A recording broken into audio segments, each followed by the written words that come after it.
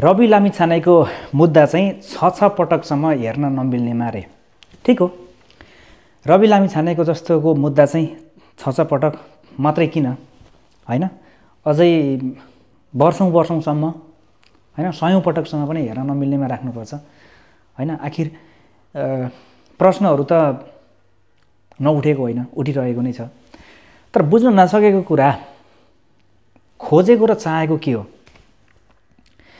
के भइरहेको छ भन्ने कुरा हो र कसरी कुन नियतको साथ भइरहेको छ भन्ने कुराहरू हो।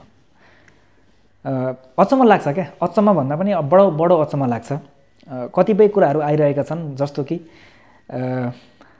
सहकारी पीडितहरू जो हुनुहुन्छ उहाँहरूले मुद्दा हालेको भन्ने जुन विषय थियो, अहिले उहाँहरू भटाभट आइरहनु भएको छ हामीले मुद्दै हालेको होइन भनेर हैन। त्यसो भए यो मुद्दा पर्यो कहाँबाट, कि आफै उब्जियो कि हैन, बोट बिरुवा उम्रे जसरी उम्रियो कि कहाँबाट उम्रियो यो चिजहरू। र हेर्न नमिल्ने भन्ने छ पटक पनि हुन्छ। अनि कस्तो खालको न्याय प्रणालीमा देश गइरहेको छ।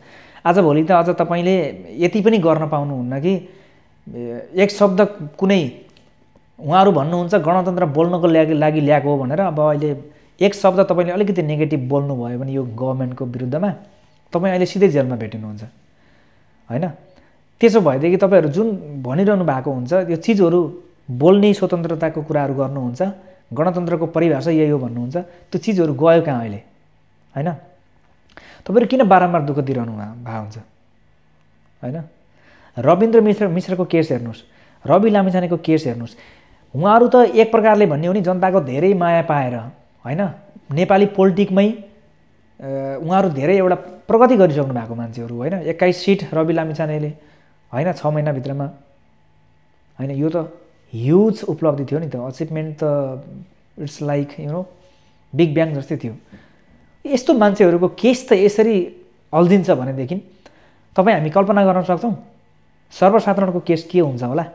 त्यसले न कोही चिनेको हुन्छ न कोही जानेको हुन्छ। यस्तो अवस्थामा सर्वसाधारणको केसमा हैन, घुसपेटी गर्ने व्यक्तिले, गर्न सक्नेले घुसपेटी गरे पछाडि त्यो सर्वसाधारण बिचरा जो निर्दोष छ त्यो मान्छे फस्छ कि फस्दैन होला। अथवा यो पनि भनौँ त्यसको लागि हेर्न नमिल्ने भनेर कतिपटक घोषणा हुन्छ होला हैन, कहिले हेर्न मिल्ला, यो कुराहरू हामी कल्पना गर्न सक्छौँ नेपालमा। यो स्याड रियालिटी हो है। यो भोलि तपाईँलाई पनि पर्न सक्छ, मलाई नि पर्न सक्छ, जो कोहीलाई पर्न सक्छ। तर जबसम्म कानुन छिटो छरितो हुँदैन तबसम्म न तपाईँले न्याय पाउनुहुन्छ न मैले न्याय पाउँछु। आज हामीले